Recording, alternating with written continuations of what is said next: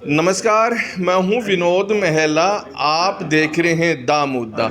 मैं इस समय खंडरा गांव में हूं। ये नीरज चोपड़ा का गांव है। नीरज चोपड़ा ने विश्व एथलीट चैंपियनशिप में गोल्ड मेडल जीत लिया है और इससे पहले ओलंपिक में भी गोल्ड मेडल जीता था। और मेरे साथ नीरज चोपड़ा जी के पिताजी हैं सतीश जी। जी सतीश जी, आपका दा मुद्दा पर स्वागत है। जी, स्वागत है आपका भी।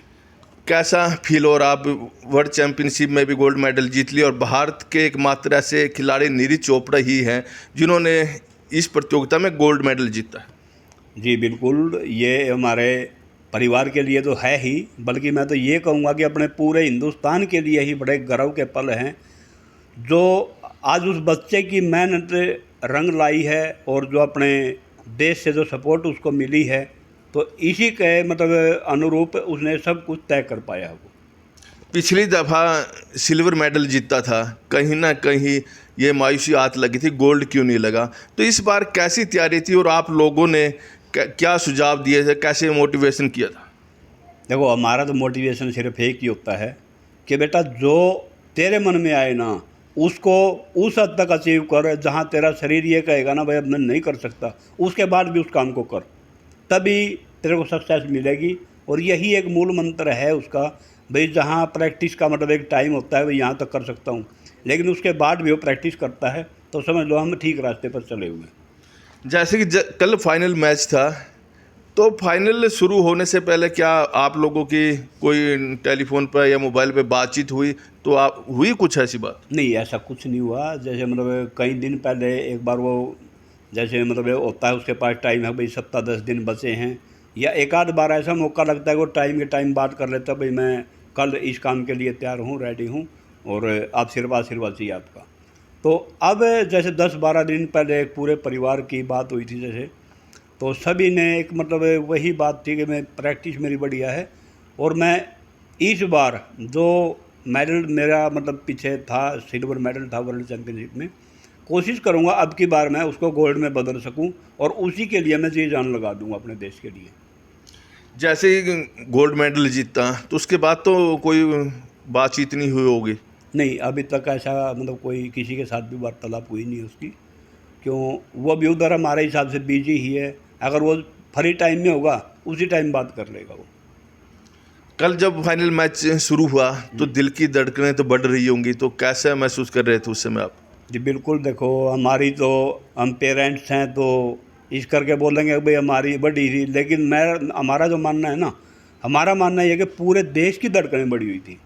जब भी गेम में उतार चढ़ाव आता है, जो देश का प्रेम है ना, वो उसके प्रति इतना बोलता है कि हर देशवासी की धड़कन तेज़ होती थी उस टाइम पर। लेकिन एक जो मतलब 35-40 देशों के एथलीट वहाँ पे आए हुए थे, उन सब के बीच में अपने हिंदुस्तान का नाम ऊंचा कर पाया, अपने लिए गोल्ड जीत पाया अपने देश के लिए, तो ये हमारे पूरे देश के लिए गर्व के पल है। जहाँ तक देखें तो जो फाइनल मैच में पाकिस्तान के अरशद नदीम भी थे, तो बहुत ये चर्चाएं थी मुकाबला उन्हीं के साथ होगा। हालांकि जर्मनी या एक चेक गणराज्य के खिलाड़ी भी बेहतर खिलाड़ी हैं। जी बिल्कुल। तो हिंदुस्तान में ये था कि पाकिस्तान के साथ मुकाबला है।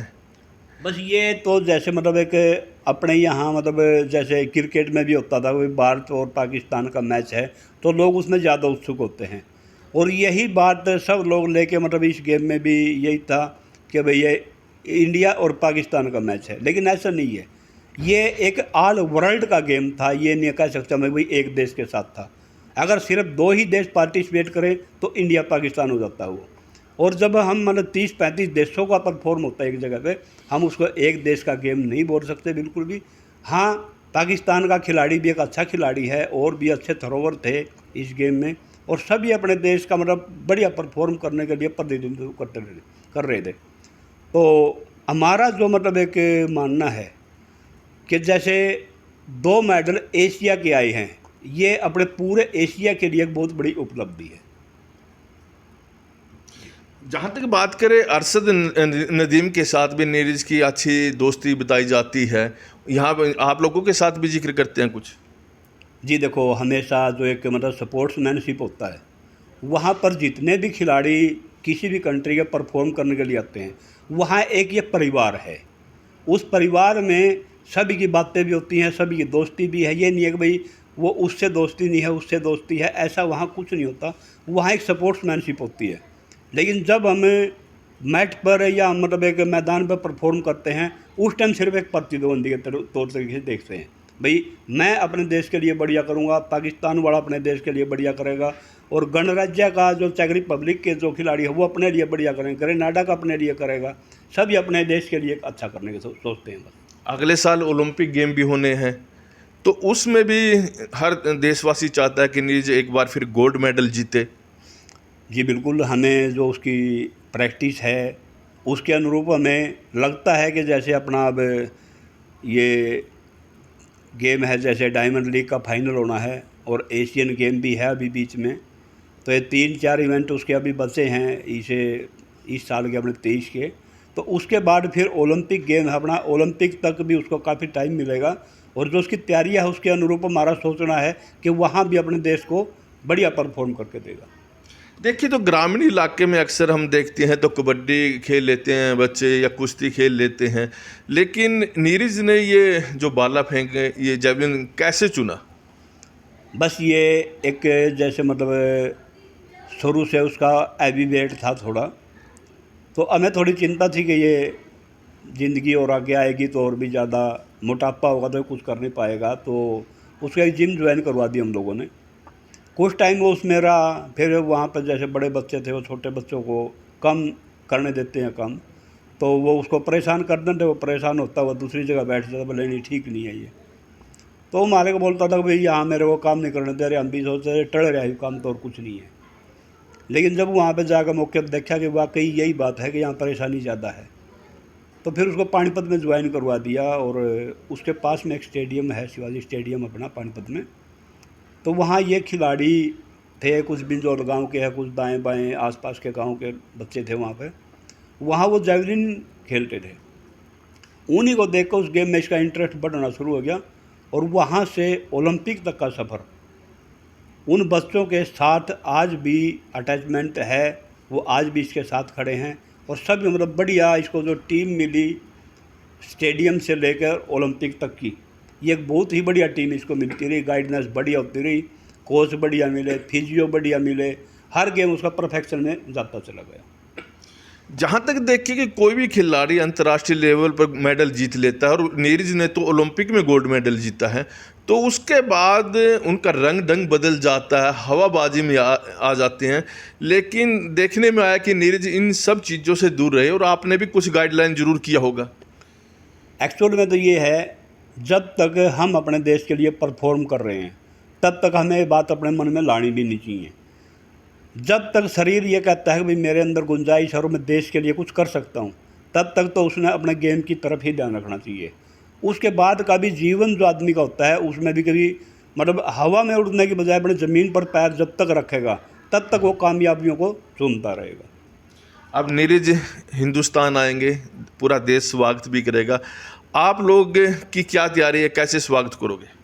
जी बहुत अच्छी तैयारियां होंगी। अभी तो खैर वो 2-2.5 महीने तो अभी बिजी है, उसका भी गेम है, तो उसके बाद उसके अनुरूप ही आगे की रूपरेखा तैयार होगी। वो आ पाएगा ना आ पाएगा इधर, तो उसके बाद में तय कर पाएंगे जब डेट फाइनल होगी। तो जैसे नीरज ने ओलंपिक में गोल्ड मेडल जीता, भी विश्व एथलेटिक मीट इसमें चैंपियनशिप में भी जीत लिया है, तो अब आसपास के गांव के जो नए बच्चे हैं बड़े, उनसे प्रेरित भी होंगे, तो यहाँ कुछ माहौल बदला गांव में भी इस खेल के प्रति? जी बिल्कुल, मेरे गांव में पहले उस टाइम में 2-4 बच्चे मुश्किल से जा पाते थे ग्राउंड पे, नहीं जाते थे बच्चे।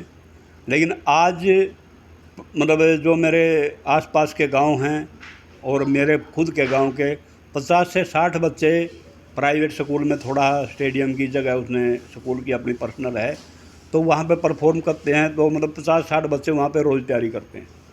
तो इतना एक रुझान मतलब 2-3 साल में बढ़ा है।